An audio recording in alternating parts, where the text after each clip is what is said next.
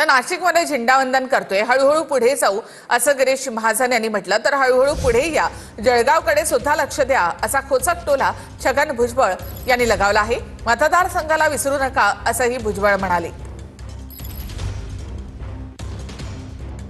आता झेंडावंदन तर मी करतोय ना, थोडं हळूहळू पुढे जाऊ ना. आता त्यांना झेंडावंदन करताना आला तुम्ही, तर तुम्हाला करता नाही आलं. आता मला करता येते थोडे पुढचं काय, तुम्ही असे अडचणीचे प्रश्न विचारू नका.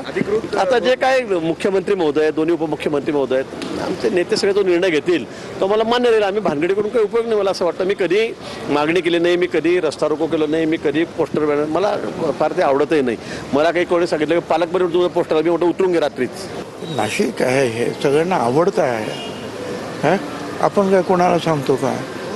या जरूर पुढे या, जळगावला सुद्धा विसरू नका, मतदारसंघाला सुद्धा विसरू नका, आणि मग इतर ठिकाणी सुद्धा तुम्हाला जेवढं काही जबाबदारी मिळेल ती काम करा. आमच्या शुभेच्छा आहेत. त्यांनी, मी सोबतच होतो त्यावेळेला, कुठे नाराजी त्यांच्याकडे नव्हतीच. त्यांनी सांगितलं की मला तिकडे गोंदियाला दिलं, पण माझी तब्येतही बरोबर नाही आणि मला इतका लांबचा प्रवास झेपवणार नाही म्हणून मी नकार दिला.